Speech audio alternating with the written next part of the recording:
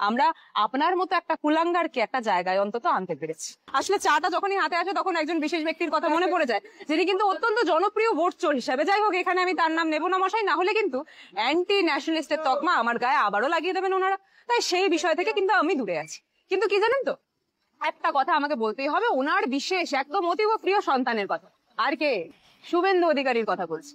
যেই মানুষটা বরাবরই অভিষেক বন্দ্যোপাধ্যায়ের বিভিন্ন ভাবনা চিন্তাকে কটাক্ষ করে গেছেন, শুধুমাত্র তাই নয়, কালিমালিপ্ত করার ক্রমাগত চেষ্টা করে গেছেন। উদাহরণ, আমি একটা সামান্য উদাহরণ নিচ্ছি অবশ্যই, যেটা উনি করেছিলেন সেবাশ্রয় ডায়মন্ড হারবারের প্রত্যেকটা মানুষজনদের জন্য। সেই সময় আমরা দেখেছিলাম কিভাবে শুভেন্দু অধিকারী বিভিন্ন বক্তব্য রেখেছিলেন, কত এমন কথাবার্তাই না বলেছিলেন যেখান থেকে বারবার উনি বোঝানোর চেষ্টা করেছিলেন যে অভিষেক বন্দ্যোপাধ্যায় কিন্তু ঠিক জিনিসটা করছে না। অভিষেক বন্দ্যোপাধ্যায় একটা জায়গা বা বিভিন্ন বিষয় উনি কত কথাই না তুললেন, এত জিনিস কি করে আসছে, কত কথা উনি বললেন। আসলে কি জানেন তো, মানুষজনদের উপকার হোক এই জিনিসটা ওনারা কোনোদিনই দেখতে পারেন, কিন্তু অবশেষে ওই কাট কপি পেস্টের সরকার, আমি এদেরকে বরাবরই বলি, এদের নিজস্ব তো কিছু থাকে না, এরা বরাবরই অন্যের ভাবনা চিন্তা কাট কপি পেস্ট বা অন্যজনের পার্টি থেকে লোক ভাঙিয়ে এনে কাট কপি পেস্ট করে নিজেদের পার্টিতে বসাতে অভ্যস্ত। সেই জিনিসটা মানুষের ক্ষেত্রেও আমরা দেখেছি, এখন ভাবনার ক্ষেত্রেও আমরা দেখছি।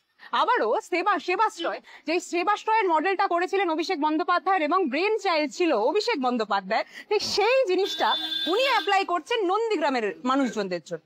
আসলে কি জানেন তো, গোটা 4 বছর ধরে মানুষের কাজে কোনো না লাগলে এই জিনিসটাই হয়। হঠাৎ করে অভিষেক বন্দ্যোপাধ্যায় যে জিনিসটা নিজের ব্রেন চাইল্ড হিসাবে সকল মানুষের জনদের উপকারের জন্য এনেছিলেন, সেটা এখন কপি করতে হচ্ছে মশাইকে।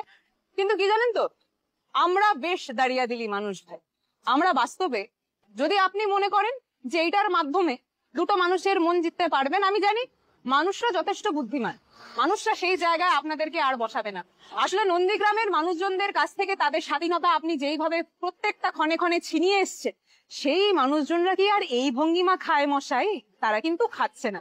কিন্তু কি জানেন তো, আমরা অন্তত একটা জায়গায় খুশি যে কাট কপি পেস্ট করেও, যদি ভঙ্গিমান রাজনীতি করেও দুটো মানুষের উপকারে আপনি লাগেন, তাহলেও ভাববো যে না, আমরা আপনার মতো একটা কুলাঙ্গারকে একটা জায়গায় অন্তত আনতে পেরেছি।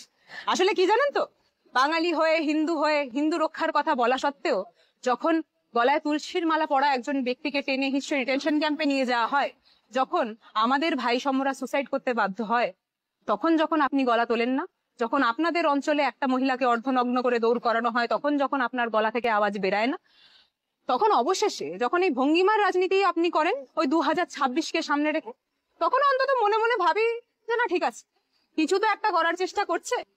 কিন্তু কি জানেন তো, কাট কপি পেস্ট করে মেন সিনেমার গোটা ক্রেডিট কিন্তু নেওয়া যায় না। যে মেন সিনেমার অরিজিনাল ডাইরেক্টর, প্রডিউস, তাদের হাতেই কিন্তু গোটা বিষয়টা রয়ে গেল। যাই হোক, জয় বাংলা বলেই না হয় ভিডিওটা শেষ করছি।